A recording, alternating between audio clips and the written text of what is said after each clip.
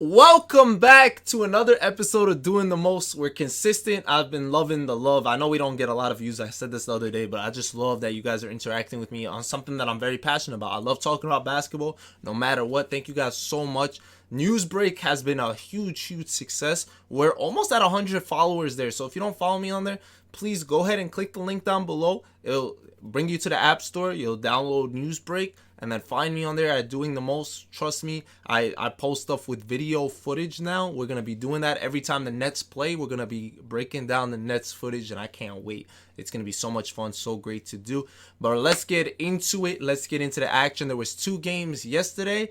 And boy, oh boy, that first game. Atlanta was at home trying to tie up the series against Philly. And Philly came out swinging, of course. They came out trying to get that 3-1. They had a great second quarter. I think they pushed the lead. The largest was like 18. They were playing really well. And then something like switch, like a switch for real.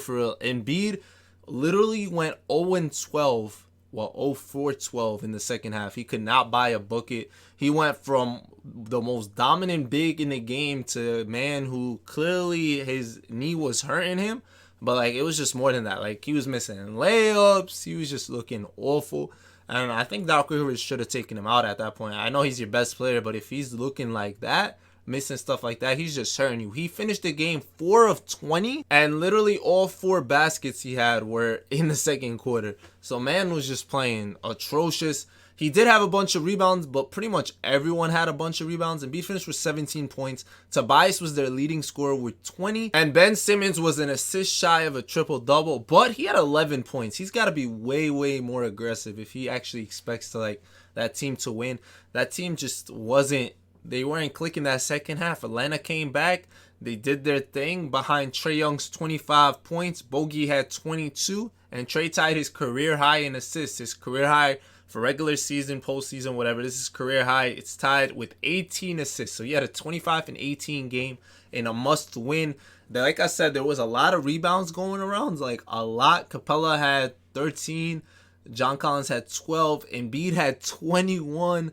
Like I said, Ben had a triple-double. That means he had over 10 rebounds. He finished with 12. Dwayne had 10 off the bench. There was definitely a lot of missing going on, including John Collins for the Atlanta Hawks. He finished the game with 6 of 15. He was aggressive, though, which you kind of like. He was definitely attacking.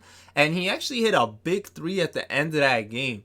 So the fact that he was 0 for 2 from 3, he was shooting poorly and still like had the confidence to shoot that is big time in my opinion. And Atlanta finished the game winning by 3 in a very close game. It was really entertaining. I enjoyed that game a lot.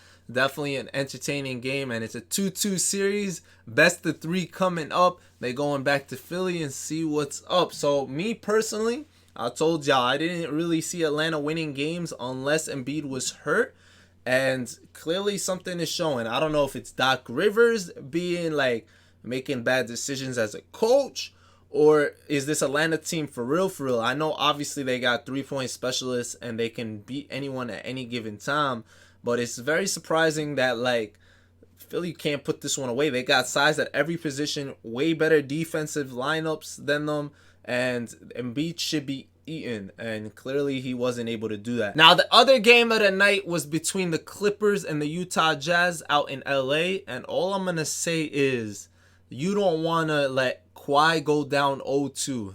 Kawhi being down 0-2 is a different species, different animal.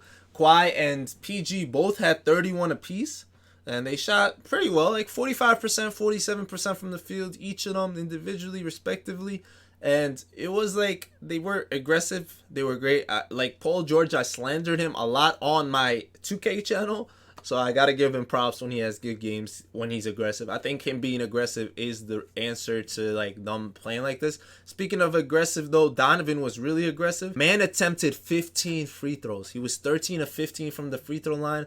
The thing was that he shot 15 threes as well. So he's got to probably tone that down a little bit and realize he's got to attack more. The thing is that defense we talked about before with the Clippers, they really like were able to change their defense They were going in zones. They were doing different things here and there, and it's affecting them. Like, no one else on that team was a factor at all. Rudy Gobert had 11 and 8. He was in foul trouble, and they got to utilize Gobert if they have any shot. Clarkson was like 2 of 8 from 3, and it's just a shame to see, like, teams go up 2-0 and then choking. We see it a lot, and obviously it's not really choking because your job is to win 2 at home and then, do your thing, right? Winning 2 games. We saw it though in the first series where Dallas won the first 2 and then lost at home literally 3 times. 3 times at home, losing. So they definitely got to do a little bit more. Donovan had 37, and I know they can't wait to go back to Utah. But the Clippers find new life all the time. Their defense was great. And this dude, Marcus Morris, came big. He was 5 for 6 from 3. He had 24 points to be added with those 31s that they each had. And man, oh man, this Clipper team doesn't want to give up. They don't want to go and join the Lakers in Cancun. They out here fighting. And that's what you love about playoff basketball. It doesn't, it's not over till it's over type vibes. We saw that with Atlanta in the first game. We see it with the Clippers in the series in general. And we're seeing it again with the teams playing tonight, right? We saw the Nets go up big first 2 games, and then the Bucks answer back.